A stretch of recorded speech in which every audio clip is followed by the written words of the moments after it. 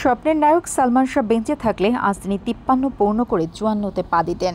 নায়ক নেই তো কি হয়েছে, তাকে ঠিকই স্মরণ করছেন ভক্তরা। সালমানের সঙ্গে সবচেয়ে বেশি সিনেমায় অভিনয় করা শাবনূরও ফেসবুক পোস্টে নায়ককে স্মরণ করলেন। ফেসবুকে শাবনূর লিখেছেন, বাংলা চলচ্চিত্রের যুবরাজ সালমান শাহ এক অকৃত্রিম ভালোবাসার নাম, এক ইতিহাসের নাম। প্রিয় এই নক্ষত্র এখনও আমাদের সবার হৃদয়ে, ভাবনায়, অনুভবে বেঁচে আছে, বেঁচে থাকবে চিরকাল। আরও লিখেছেন, জন্মদিনে বরাবরের মতো পরম শ্রদ্ধা ও ভালোবাসায় স্মরণ করছি তোমাকে।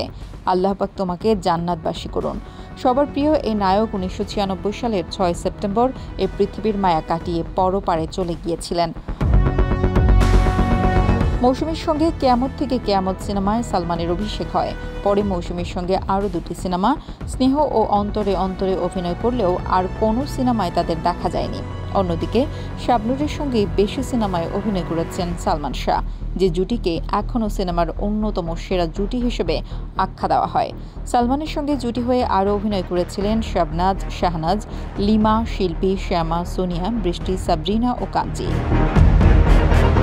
জীবদ্দশায় নিজের অভিনীত যেসব সিনেমার সফলতা উপভোগ করে যেতে পেরেছিলেন সেই সিনেমাগুলো হলো কেয়ামত থেকে কেয়ামত, তুমি আমার, অন্তরে অন্তরে, সুজন সুখী, বিক্ষোভ, স্নেহ, প্রেমযুদ্ধ, কন্যাদান, স্বপ্নের ঠিকানা, আঞ্জুমান, মহামিলন, আশা ভালোবাসা, বিচার হবে, এই ঘর এই সংসার, প্রিয়জন, তোমাকে চাই ও স্বপ্নের পৃথিবী।